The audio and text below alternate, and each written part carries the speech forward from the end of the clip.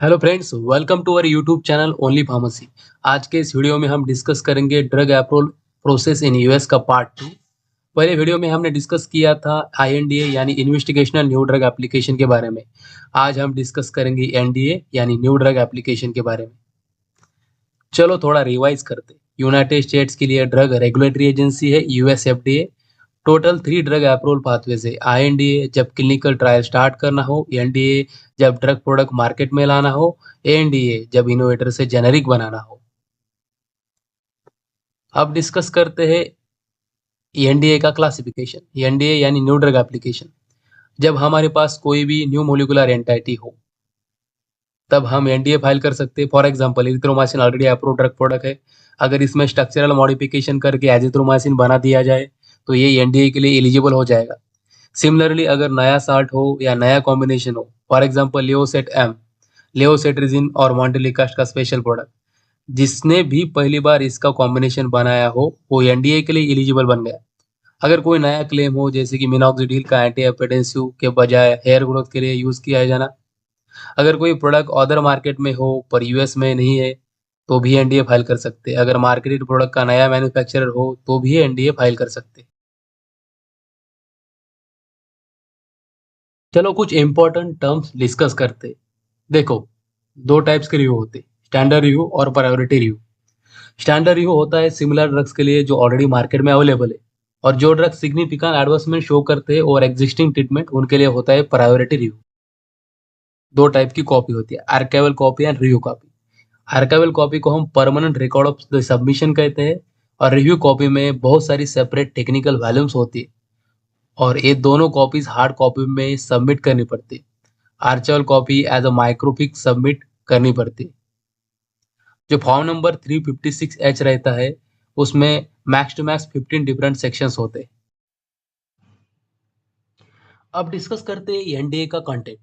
सबसे पहले application form, जिसमें टोटल 12 आइटम्स होते हैं, including index with safety and efficacy feature of the drug product, और ये सब कुछ पेटेंट इन्फॉर्मेशन के साथ। इसमें new drug and antibiotic, human pharmacokinetic and bioavailability, clinical and statistical section का फॉर्मेट और कंटेंट इंक्लूड होता है। इसके अलावा सीएमसी और post marketing report of ADR भी इंक्लूड रहेगा। सीएमसी सेक्शन बहुत ही लेंथी और डिटेल होता है, इसलिए इसको 90 टू 120 डेज पहले भेजना पड़ता है डिफिशियंसी आइडेंटिफाई करने के लिए। मतलब कम से कम 90 डेज और ज़्यादा से ज़्यादा 120 डेज का टाइम रहना चाहिए एजेंसी के पास रिव्यू करने के लिए। इसके बाद आएगा इंडेक्स, और इंडेक्स के बाद टेक्निकल सेक्शंस आएंगे जिसमें chemistry, manufacturing and control section, non clinical pharmacology and toxicology section, human pharmacokinetic and bioavailability section, microbiology section, clinical data section, statistical section और पेडियाट्रिक सेक्शन रहेगा। सबसे पहला सीएमसी सेक्शन, जिसमें 2 सेक्शंस रहेंगे, एक ड्रग सब्सटेंस और दूसरा ड्रग प्रोडक्ट के बारे में इंफॉर्मेशन। ड्रग सब्सटेंस सेक्शन में ड्रग सब्सटेंस का फिजिकल अपीयरेंस, केमिकल कैरेक्टरिस्टिक्स और स्टेबिलिटी। ड्रग प्रोडक्ट सेक्शन में ड्रग प्रोडक्ट का composition, type of dosage form, manufacturing specification, analytical method, container closure system, stability और investigational formulations, ये सब कुछ रहेगा। इसके लिए सेक्शन 21 CFR 25.1 रेफर कीजिए। Next section non clinical pharmacology and toxicology. इसमें एनिमल स्टडी और इन विवो और इन विट्रो एक्सपेरिमेंट होती है। टेस्ट ड्रग की सेफ्टी और एक्टिविटी का डेटा सबमिट करना पड़ता है इसमें, और इसके साथ एनिमल पे की गई एडीएमई स्टडी भी होती है। अगला सेक्शन है human pharmacokinetics and bioavailability section. इसमें टोटल 5 सबसेक्शन है। फर्स्ट सेक्शन में ओरल टैबलेटरी समरी होती है इन विवो और बायो फार्मास्यूटिकल स्टडीज की। सेकंड में बायो अवेलेबिलिटी और फार्माकोकाइनेटिक डेटा की समरी होती है, जैसे C max, T max, AUC etcetera. Third section में फार्मूलेशन की लिस्ट होती है जो क्लिनिकल ट्रायल और इन विवो बायोअवेलेबिलिटी और पीके स्टडीज में यूज हुई। फोर्थ सेक्शन में होती है एनालिटिकल मेथड जिनका यूज ड्रग और मेजर मेटाबोलाइट मेजर करने के लिए होता है, उसकी इंफॉर्मेशन रहेगी वहां पे। फिफ्थ सेक्शन में डिसोल्यूशन डेटा हर एक स्ट्रेन का और डोसेज फॉर्म का जो स्टडी में यूज हुआ। इन विवो बायोफार्मास्यूटिक्स स्टडीज भी इंक्लूडेड है human pharmacokinetic and bioavailability section में। नेक्स्ट सेक्शन रहेगा माइक्रोबायोलॉजी। ये सेक्शन एंटी इन्फेक्टिव और एंटीवायरल ड्रग्स के लिए ही एप्लीकेबल है।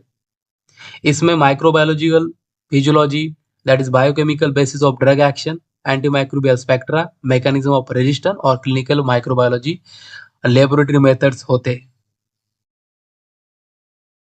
अगला सेक्शन क्लिनिकल डेटा।